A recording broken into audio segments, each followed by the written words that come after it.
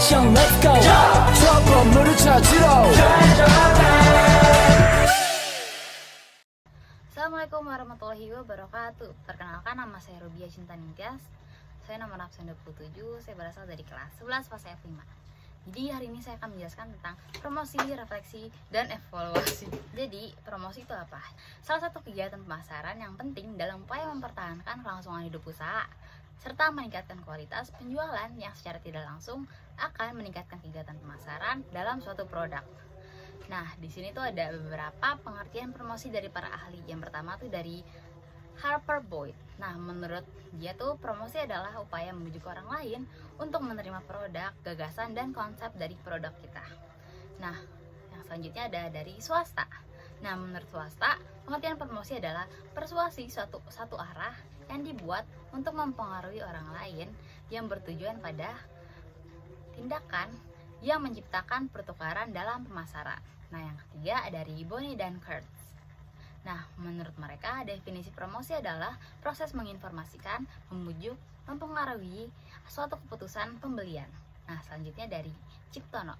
Nah, menurut Ciptono ini promosi adalah bentuk komunikasi pemasaran yang berusaha menyebarkan informasi, mempengaruhi atau membujuk dan atau mengingatkan pasar sasaran atas perusahaan dan produk agar bersedia menerima, membeli, dan loyal pada produk yang ditawarkan perusahaan yang bersangkutan.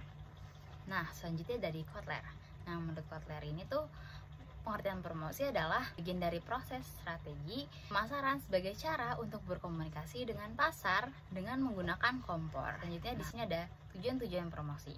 Tujuan-tujuan promosi ada apa aja sih? Yang pertama, langsung pembelian kembali. Yang kedua, mendapatkan para konsumen baru. Yang ketiga, memberi pengaruh terhadap pembelian produk yang baru. Dan yang keempat, komunikasi yang terjalin dalam promosi. Penjualan tidak hanya komunikasi satu arah, karena akan ada dua arah. Nah, selanjutnya adalah meningkatkan performa kerja perusahaan. Yang terakhir tuh menyinergikan aktivitas sumber daya manusia pada bidang penjualan dan periklanan. Karena nih promosi ini tuh kan pasti di periklanan juga akan membutuhkan sumber daya manusia juga sebagai media dari periklanan tersebut. Nah, selanjutnya ada manfaat promosi. Jadi manfaat promosi itu ada yang pertama, mengetahui produk yang diinginkan para konsumen. Yang kedua, mengetahui tingkat kebutuhan konsumen akan suatu produk. Selanjutnya, mengetahui cara penjualan dan penyampaian produk hingga sampai konsumen. Nah, selanjutnya ada mengetahui harga yang sesuai dengan kondisi pasaran. Selanjutnya, mengetahui strategi promosi yang tepat. Selanjutnya, mengetahui kondisi persaingan pasar dan cara mengatasinya. Selanjutnya ada menciptakan image sebuah produk dengan adanya promosi. Terakhir ada menyinergikan aktivitas sumber daya manusia pada bidang penjualan dan periklanan, seperti tujuan promosi yang tadi. Nah, selanjutnya di sini ada jenis strategi promosi. Di sini ada 4 strategi. Yang pertama tuh ada periklanan, yang kedua ada sales promotion, yang ketiga ada personal selling, dan yang terakhir ada hubungan masyarakat. Nah, yang pertama ada periklanan. Nah, periklanan ini kan sering sekali kita temui di televisi, surat kabar, majalah, internet, dan lain-lainnya. Nah, periklanan ini juga sering banget kan kalau kita lihat di channel-channel TV, terus habis itu juga ada YouTube, Instagram, Twitter, dan lain-lainnya. Di periklanan itu pasti ada kelemahan dan kelebihannya. Nah, di kelebihannya itu cakupan dari periklanan itu lebih banyak. Terus habis itu lebih mudah terjadinya produk positioning karena dilihat dalam kehidupan sehari-hari. Misalnya kayak di TV, iklannya kan terus berulang setiap detik, setiap menit, setiap ganti, setiap ada jeda film gitu kan, iklannya pasti selalu sama, selalu diulang. Jadi penontonnya terpengaruh oleh produk positioning tersebut. Nah, selanjutnya iklan ini mempermudah menyampaikan informasi suatu produk. Selanjutnya membantu memperkenalkan fitur baru suatu produk. Nah, selanjutnya juga di sini tuh dapat digunakan sebagai pencitraan suatu produk. Misalnya kayak iklan suatu produk gitu, makanan gitu yang kalau di iklan tuh kelihatannya kayak banyak banget toppingnya, tapi di kenyataannya tuh nggak banyak dan toppingnya juga agak beda dari iklannya. Jadi kan itu termasuk pencitraan di suatu periklanan. Nah, di kelemahannya itu membuat periklanan itu kita tuh butuh biaya yang sangat banyak, belum lagi ide-idenya, terus habis itu aktor-aktornya, aktris-aktrisnya yang sebagai media di iklan tersebut. Nah selanjutnya ini tuh iklan sering banget kita abaikan, jadi salah satu kelemahannya itu. Nah selanjutnya di sini ada promosi penjualan atau sales promotion. Sales promotion sering kali kita temukan di supermarket. Misalnya tuh kayak biasanya sales promotion ini tuh menawarkan kita sampel produk mereka. Nah yang paling sering tuh biasanya susu dan fast food misalnya. Tapi yang paling menarik itu sales promotion dari produk roti gitu, karena nggak hanya rotinya aja gitu yang dikasih sebagai sampel, tapi juga selai-selai yang ada. Nah selanjutnya nih ada penjualan tatap muka atau personal selling. Nah personal selling ini tuh sering kali kita temukan di pasar-pasar. Personal selling itu memiliki kelebihan dan kelemahannya. Kelebihannya itu kita menjadi ada komunikasi dua arah kan, calon konsumen dan sales promotion atau sales representative. Nah jadi kelebihannya itu tuh kalau di pasar gitu kan pasti kita kayak lebih mudah untuk menanyakan produk tersebut, informasi-informasi tentang produk tersebut. Jadi itu kelebihannya tersebut. Nah kelemahannya itu bagi penjualnya itu mungkin dia harus sangat mengenali dan mengetahui detail-detail dari produk yang dia jual gitu. Karena kan sebagai pembeli kita kan pasti harus meyakinkan diri kita sendiri untuk apakah barang itu bermanfaat atau tidak untuk kita beli. Nah yang terakhir ada hubungan masyarakat atau publisitas. Nah hubungan masyarakat itu adalah bentuk komunikasi dengan personal dalam bentuk berita sehubungan dengan organisasi tertentu atau tentang produk-produknya yang ditransmisi melalui media massa. Contohnya misalnya kayak ada TV, koran, radio, dan lain-lainnya. Nah selanjutnya ada sasaran promosi. Sasaran promosi ini tuh terbagi jadi 3, yaitu segmentasi demografi, geografi, dan yang terakhir segmentasi psikologi. Nah yang pertama itu ada segmentasi demografi. Segmentasi demografi ini itu meliputi jenis kelamin, usia, tingkat pendidikan, dan tingkat pendapatan. Nah contohnya ini tuh segmentasi demografi adalah ketika kita menjual dan mempromosikan makanan kita. Contohnya tuh ada kayak rendang, kita menjual rendang dan kita mempromosikan rendang itu untuk siapa saja yang akan mengkonsumsinya. Nah kecuali kan bayi itu. Jadi yang dilihat dari sasaran segmentasi demografi itu tuh dari usianya yang saya contohkan tadi, itu adalah bayi, kecuali bayi tidak bisa makan rendang. Nah yang kedua ada segmentasi geografi. Segmentasi geografi itu meliputi dari lokasi dan wilayah daerah tersebut. Nah contohnya ini kayak bisa jual wedang jahe.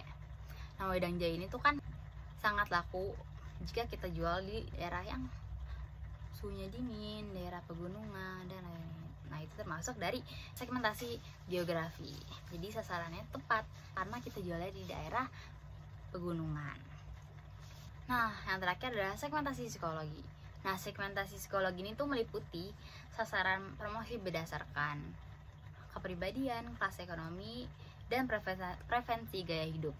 Di segmentasi psikologi ini kan datanya kan udah kita dapat misalnya dari yang tadi tingkatan pekerjaan, pendidikan, dan lain-lainnya itu.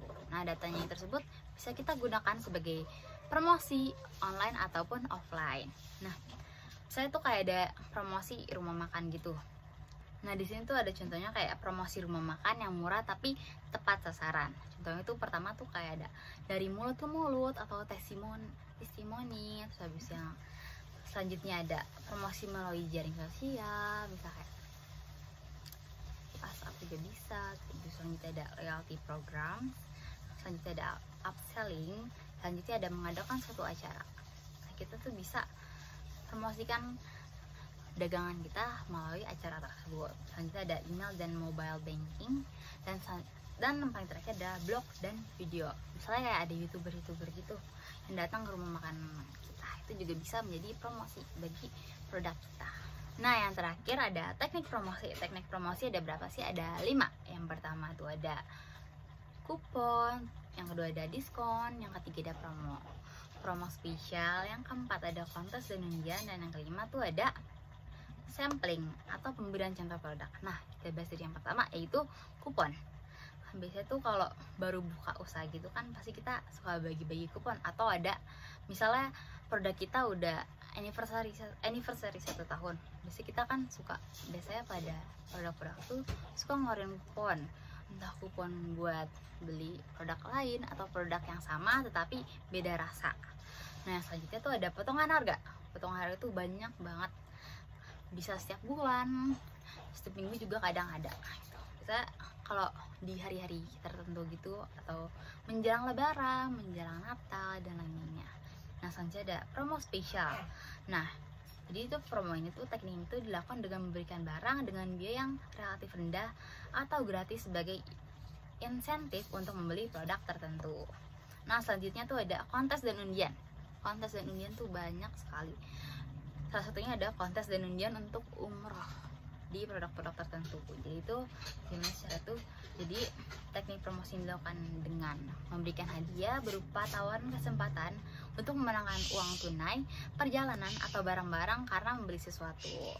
Misalnya nih beli 1 saset kopi gitu, habis itu udah beli 2 saset kopi, habis itu kita dapat kayak undian gitu. Biasanya undian itu bakal ditaruh, nah nanti serah brand tersebut mau gimana cara menangkan undian tersebut.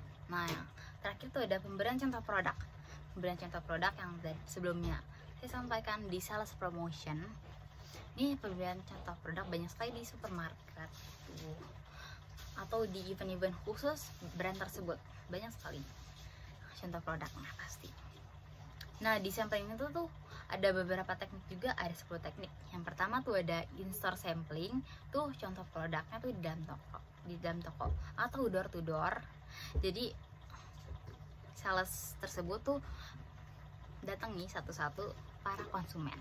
Nah selanjutnya ada mail sampling atau mengirimkan contoh produk melalui jasa pos. Nah yang selanjutnya ada newspaper sampling, yaitu pengiriman contoh produk melalui surat kabar. Selanjutnya ada on package sampling, itu teknik dimana contoh barang disisipkan pada kemasan produk lain. Bisa. Nah selanjutnya ada mobile sampling, yaitu membawa keluar logo untuk menghiasi mall, area rekreasi, dan pusat perbelanjaan. Misalnya kayak sponsorship gitu deh kan. Habis itu ada selanjutnya ada brand placement, itu teknik promosi untuk mencapai pasar dengan memasukkan produk pada sebuah acara televisi atau film, sama juga kayak sponsorship gitu. Nah selanjutnya yang ke-8 ada rabat atau tawaran pengembalian tunai, yaitu memberikan pengurangan harga setelah pembelian terjadi. Nah selanjutnya ada frekuensi program, atau yaitu teknik promosi yang mengarahkan pada program-program yang berkelanjutan. Nah selanjutnya ada event sponsorship, itu menjadi sponsor pada suatu event. Misalnya kayak festival sekolah, pasti kan sekolah tersebut nyari sponsorship untuk mendanai event tersebut. Nah sudah selesai saya menjelaskan tentang promosi. Selanjutnya saya akan menjelaskan tentang refleksi dan evaluasi suatu usaha. Nah yang pertama tuh di sini ada pengertian laporan kegiatan usaha. Jadi kan di setiap usaha pasti ada laporan sebelum terjalinnya usaha tersebut sampai laporan sesudah usaha tersebut membuahkan hasil. Nah laporan ini tuh adalah segala sesuatu, baik itu peristiwa ataupun kegiatan yang dilaporkan dalam bentuk lisan ataupun tertulis berdasarkan fakta atau peristiwa yang terjadi. Nah, laporan itu memiliki berbagai jenis seperti laporan perjalanan, laporan penelitian. Nah, di sini tuh laporan perjalanan tuh adalah cerita perjalanan kita dari usaha tersebut dari nol sampai membuahkan hasil. Sedangkan laporan penelitian tuh mungkin laporan dari penelitian yang dari usaha kita, misalnya ada kenaikan atau penurunan enggak, ada kerugian atau keuntungan enggak. Jadi di laporan kegiatan usaha ini adalah penyampaian informasi sehingga terciptanya komunikasi antara yang melaporkan dan pihak yang dilaporkan. Nah, selanjutnya di sini ada manfaat laporan kegiatan usaha. Di sini manfaat itu ada banyak.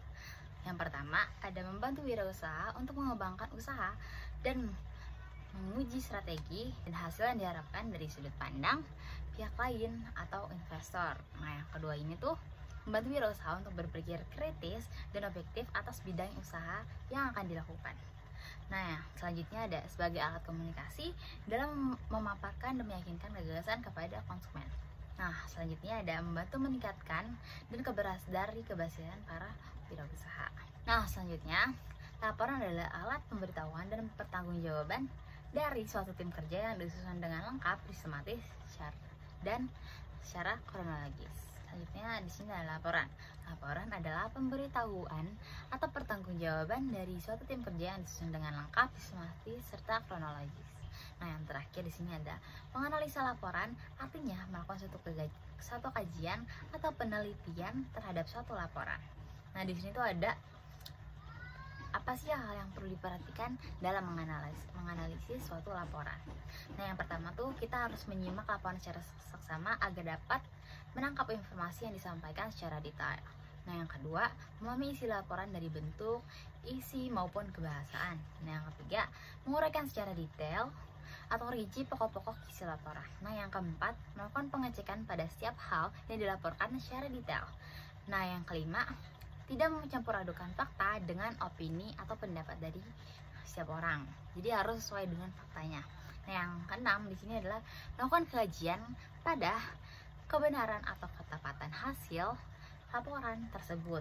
Nah, yang terakhir atau yang ketujuh yaitu memberikan pandangan atau pendapat pada laporan berdasarkan suatu teori atau definisi sebagai referensi.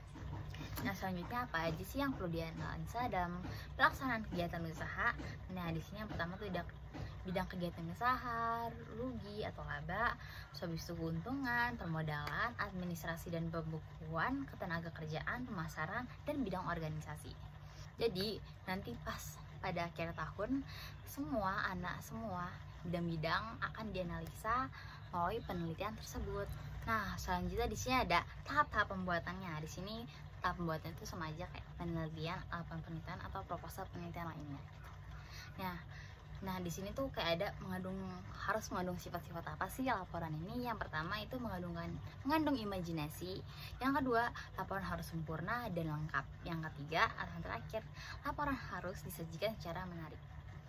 Nah, jadi isinya ada apa aja sih? Yang pertama ada cover, kata pengantar, daftar isi, daftar tabel, daftar gambar, serta daftar lampiran. Nah, di sini ada 3 bab. Bab pertama tuh isinya tuh latar belakang, tujuan, kegunaan kegiatan, kajian teori. Nah, sedangkan bab kedua tuh isinya tuh isi utama dari laporan tersebut, yaitu rencana kegiatan, proses pelaksanaan kegiatan, dan yang terakhir laporan keuangan. Nah, yang ketiga tuh ada kesimpulan dan saran. Nah, isinya tuh ada kesimpulan dan saran-saran dari penulis. Nah, selanjutnya ada yang paling terakhir itu ada daftar pustaka, ada lampiran-lampiran. Nah, selanjutnya di sini yang terakhir ada kewajiban seorang pengelola usaha atas pembuatan laporan kegiatan usaha.